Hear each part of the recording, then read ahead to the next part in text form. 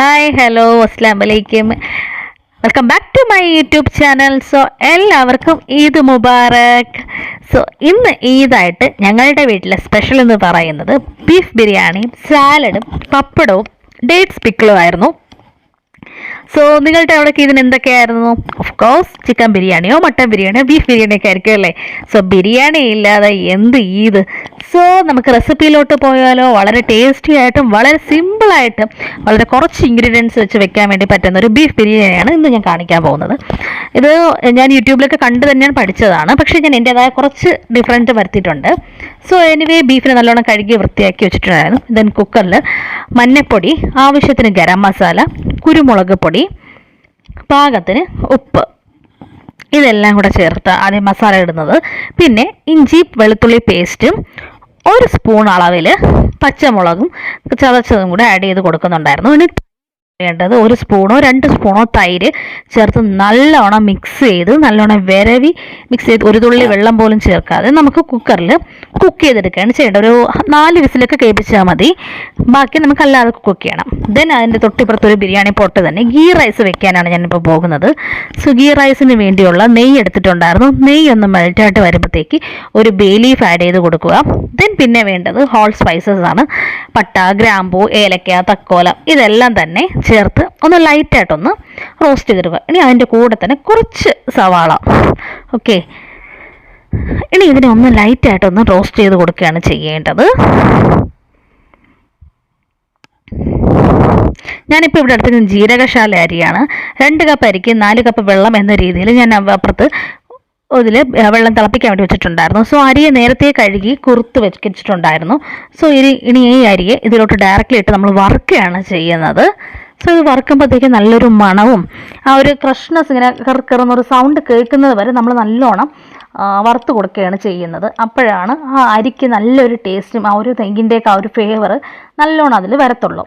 So അപ്പുറത്ത് തന്നെ വെള്ളം തിളപ്പിക്കാൻ വേണ്ടി വെച്ചിട്ടുന്നതുകൊണ്ട് തന്നെ നമുക്ക് വലിയൊരു ബുദ്ധിമുട്ടുള്ള കാര്യമല്ല.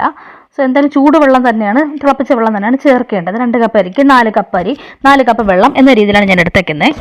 സോ അതുള്ള തിളച്ചുടനെ തന്നെ ഞാൻ ഇതിലോട്ട് ആഡ് ചെയ്ത് കൊടുക്കുന്നുണ്ടായിരുന്നു. സോ കണ്ടില്ലേ, ആഡ് ചെയ്ത് കൊടുത്ത് തന്നെ നല്ല രീതിയിൽ തിളപ്പ് വരുന്നുണ്ടായിരുന്നു. ഇനി അതിന് അരിക്ക് പാകത്തിനായിട്ടുള്ള ഉപ്പും കൂടെ ചേർത്ത് നല്ലോണം ഒന്ന് ഇളക്കി കൊടുക്കുകയാണ് ചെയ്യേണ്ടത്. ദെൻ അതിൻ്റെ കൂടെ തന്നെ ഞാൻ കുറച്ച് മല്ലിയും പുതിനയും ഇട്ടിട്ടുണ്ടായിരുന്നു. ഇത് ഓപ്ഷനാണ്, പക്ഷേ എനിക്ക് ആ ഒരു ഫ്ലേവർ ഭയങ്കര ഇഷ്ടമാണ്. മല്ലിയുടെയും പുതിനയുടെയും ഫ്ലേവർ ഗീ റൈസിലോട്ട് ഇറങ്ങുന്നത്.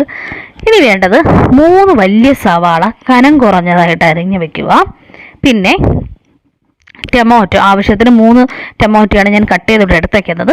പിന്നെ ഒരു കൈപ്പിടി അളവിൽ നിറയെ പുതിനയിലയും മല്ലിയിലയും കൂടെ കട്ട് ചെയ്ത് വെച്ചിട്ടുണ്ടായിരുന്നു. ഇനി അത് തന്നെ വേറൊരു പാൻ വെച്ചിട്ട് കുറച്ച് സൺഫ്ലവർ ഓയിൽ ചേർക്കുക.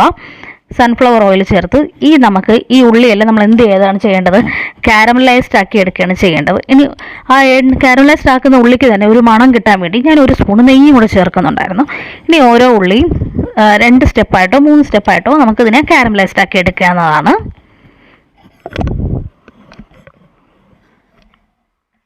ഞാനിത് 2 സ്റ്റെപ്പായിട്ട് ഉള്ളിയെ എല്ലാം തന്നെ കാരമലൈസ്ഡ് ആക്കി വറുത്ത് കോരി എടുത്തിട്ടുണ്ടായിരുന്നു.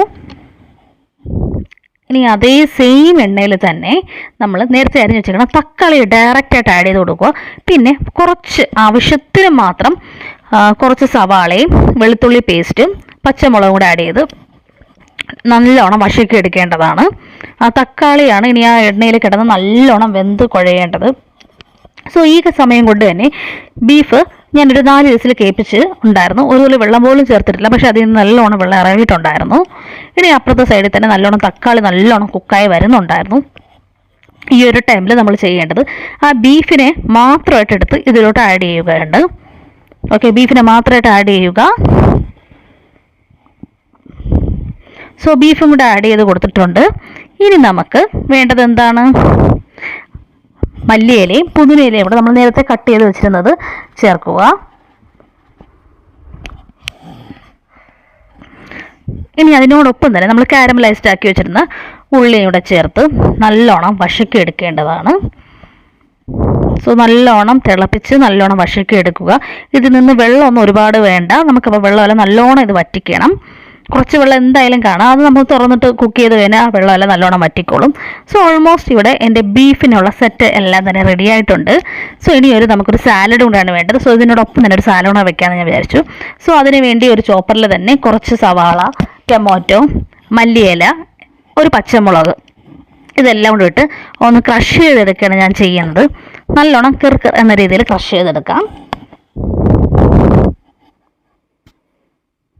സോ എല്ലാം തന്നെ ക്രഷ് ചെയ്തെടുത്തിട്ടുണ്ടായിരുന്നു. ഇനി അതിൻ്റെ കൂടെ നമ്മൾ എന്താണ് ചേർക്കുന്നത്? കേടാണ് ചേർക്കുന്നത്. 2-3 സ്പൂൺ കേടും കൂടെ ചേർത്ത് പാകത്തിന് ഉപ്പും കൂടെ ചേർത്ത് എല്ലാം കൂടെ മിക്സ് ചെയ്ത് കഴിഞ്ഞാൽ നമുക്ക് വേണ്ട സലാഡ് ഇവിടെ റെഡി ആയിട്ടുണ്ട്.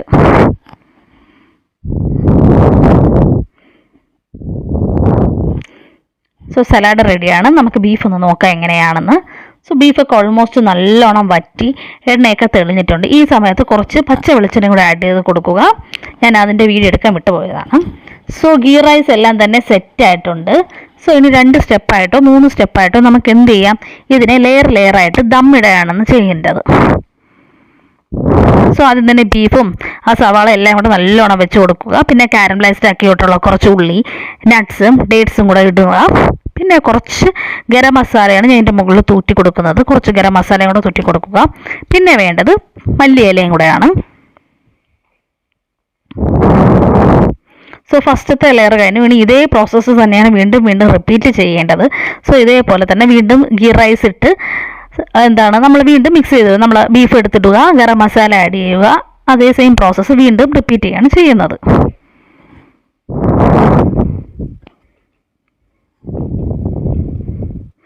സോ എല്ലാം തന്നെ നല്ലോണം പ്രസ് ചെയ്ത് വെച്ച് കൊടുത്ത് നല്ലോണം കാരമലൈസ്ഡ് ആയിട്ടുള്ള വീണ്ടും ഉള്ളി ആഡ് ചെയ്ത് കൊടുക്കുന്നുണ്ട്. വറുത്ത് കോരി നട്ട്സും ഗ്രേപ്സും മല്ലിയിലയും കൂടെ ആഡ് ചെയ്ത് ദം ചെയ്യാനായിട്ട് നമുക്ക് വെക്കാം. കുറച്ചും കൂടെ ഗരം മസാലയും കൂടെ ആഡ് ചെയ്യുക. ഇനി ഇതെല്ലാം കൂടെ ദം ചെയ്ത് വെച്ച് കഴിഞ്ഞാൽ നമ്മുടെ സൂപ്പറായിട്ട് സിമ്പിളായിട്ടുള്ള കുറച്ച് ഇൻഗ്രീഡിയൻസ് വെച്ചിട്ടുള്ള ബീഫ് ബിരിയാണി ഇവിടെ സെറ്റായിട്ടുണ്ട്. സോ ഞാൻ ദം ചെയ്ത് വെച്ചിട്ടുണ്ടായിരുന്നു. ആഫ്റ്റർ ഒരു 10 മിനിറ്റ്സ് 15 മിനിറ്റ്സിന് ശേഷമാണ് ഇത് നോക്കുന്നത്. ചെറിയ തീയിൽ വെച്ചാണ് ഞാനിവിടെ ദം ചെയ്യുന്നത്. സോ എല്ലാം തന്നെ നല്ല രീതിയിൽ വന്നിട്ടുണ്ടായിരുന്നു. എല്ലാം തന്നെ നല്ല കുക്ക്ഡ് ആയിരുന്നു. ഗീ റൈസ് ആയാലും നല്ല ടേസ്റ്റി ആയിരുന്നു. സോ ഇതൊന്ന് നോക്കാം നമുക്ക് എങ്ങനെയാണ് എന്ന്. വാവ്, വളരെ സിമ്പിളായിട്ട് കുറച്ച് ഇൻഗ്രീഡിയൻസ് വെച്ച് വെക്കാൻ വേണ്ടി പറ്റുന്നതാണ്. സോ ഇതെല്ലാവരും ഒന്ന് ട്രൈ ചെയ്ത് നോക്കുക. ട്രൈ ചെയ്ത് നോക്കിയിട്ട് എൻ്റെ ഫീഡ്ബാക്ക് അറിയിക്കേണ്ടതാണ്. സോ വളരെ ടേസ്റ്റി ആയിട്ടുള്ളൊരു ബീഫ് ബിരിയാണി ഇവിടെ റെഡിയാണ്. Thank you. Thanks for watching my video. Please like, share and subscribe my channel. Thank you. നല്ല സൂപ്പർ ആയിട്ടുള്ള ബീഫ് ബിരിയാണിയുടെ റെസിപ്പിയാണ്. എല്ലാവരും ട്രൈ ചെയ്യുക. Thank you once again.